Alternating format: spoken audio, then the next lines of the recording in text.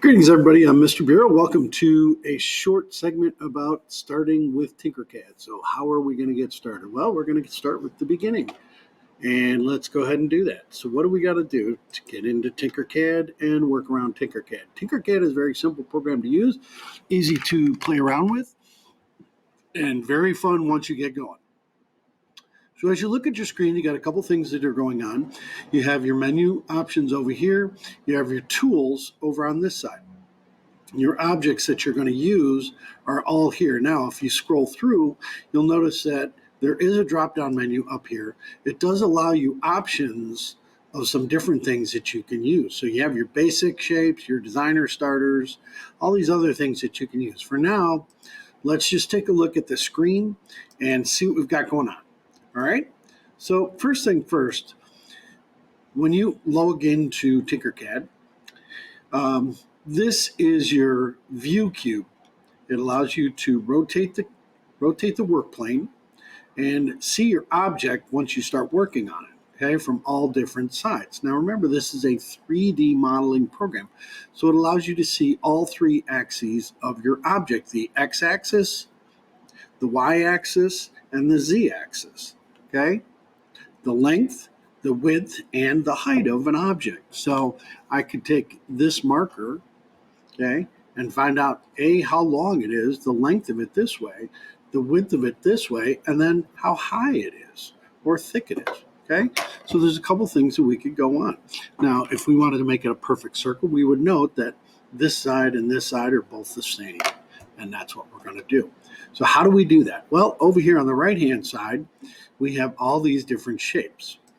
All I'm going to do is click on one of the shapes, bring it over and drop it onto the work plane. Now, our work plane is the area that is basically the same size and shape of our 3D printers, okay? Right now, our 3D print plate, the work plane that you're working on, is set up in millimeters, okay? We are used to inches and feet and yards and all that stuff, but in here, it's set up under millimeters. If you want to adjust that, you go into Edit Grid, and right here, you can switch it. I'm going to stick with millimeters, okay? But this is where you can adjust it. Now, how do I work this object? Okay, I click down and I drag it over. I got a nice looking cube right there, but what do I do? Well, this is the fun where the fun begins. What do I mean? Easy, okay? All right, you have different ways you can shape this object, okay? Each of these white little squares are called anchors that allow you to adjust the size and the shape of the object that you're working with. Now, you'll see that I can use this one to go as big or small as I want, okay? And it'll let me go X, Y, but it doesn't allow for Z. Z, remember, is how thick or tall the object is. How do I see how thick or tall that is? Well, I take the view cube, the viewing cube, all right, and I move to a front view, and now you see how thick my object is. But I don't know exactly how thick it is, how realistically how thick it is. How do I measure it? Well, when I click on the object and I put it on a corner on one of the anchors, it will tell me what my measurements are. If I'd like to keep a consistent measurement across the board, I'm going to use the ruler tool. So this little L in the right-hand corner is the ruler. I click on it, bring it over, and I'm going to line it up with one of the corners. Normally it's the bottom left. Once you set it on one of the anchors, the anchor turns red, and you just click once.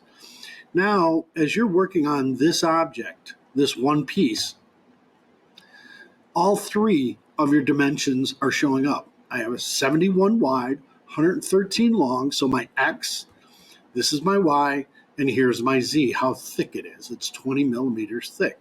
If I want to change the thickness, I can use the anchor point and bring it up and down. Or if I really get crazy, I can actually just type it in. I just come over here and I can type in a certain size. Say I want it specifically at 15. And I only want this at 110. I can do that, okay? And if this is 71, I want it 70, I can just do this. Instead of trying to use the anchor to bring it back and forth, it's sometimes easier just to make sure that the object is where you want it to be, you just type it in. All right. This little number right here on the work plane shows you how far it is off of the work plane. Meaning that if I raise this object up off the work plane so that there's a gap between the base touching the blue and your object itself, it'll show up in this number. Okay, what do? I raise it up. Now you see it's 12 millimeters off the deck or off the work plane. If you try to turn in a print like this, this is exactly how it will try to print. We don't want that. This always needs to be flat on your surface, okay? So always try to keep that number at 0. If you go negative number, it will go below the work plane, as you see here. We don't want that because the printer will not like to try to print something below it, and it will screw up the 3D print. Fair enough? Let's move to our next element. Okay, so now that I've got that in place, I've got all these different shapes. I've got squiggles, I've got text blocks you can use. You can build up stuff, or you can actually remove stuff from in here. Say I want to add a couple shapes as part of the keychain process. I'm going to bring this circular object that looks like it's see-through, which it is. They call it a hole object, okay? And I stick it right here. Now, when I look, it goes all the way through, and it's just sitting there for right now. Well, to merge those two objects together so I can see a hole, I can use what's called the grouping tool, okay? But see, I want to make sure that this is centered on the object. So what I'm going to do is select both of them. So all I did is I took my mouse, left-hand side of the mouse as I'm holding it, okay? Click and hold and drag over the two objects, the hole object, the circular hole object, and my rectangle. Now that I've got them together as one, I'm going to use what's called the alignment tool, which is up here, okay? I'm going to click on align, and you see I've got alignment here, centered, but I want to line it centered on the rectangle. So I'm going to use the centered line here so that it's going to take that whole object and center it inside of the rectangle. I'm not worried about where it's located at the top or the bottom. I just want it centered inside of here. Now that it's centered, I'm going to group them, meaning I'm going to put the two together and make it one object. You'll know that if it's grouped together because everything will turn the same color, or you get your hole in your object like that, okay? So now I have a hole, goes all the way through. So if you wanted to add things to it. Now, if I decide to use a scribble tool like this, okay, I can choose to add stuff to it. And when I'm done, I just click, I'm done, okay? And then once I've got that place, I click on the done to command.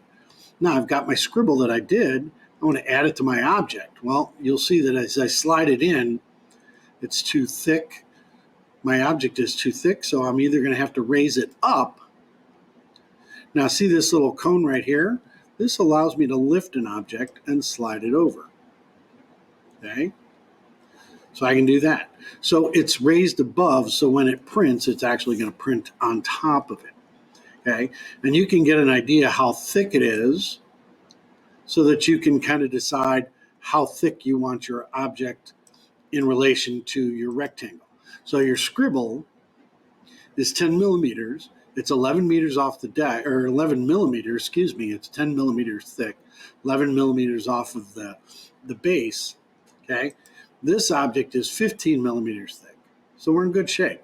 So how much do you think is left over sticking out? Now, what you could really do is have some fun with this. If you wanted to, is you could take this object and actually turn it into a hole, okay? Now, I might want to make it a little bit bigger. And then, as a matter of fact, I want to make it a little bit thicker and then push it back down to the base. Okay, so that it goes all the way through. Now, I'm going to select the objects again, and I'm going to group them together, and it's going to cut through.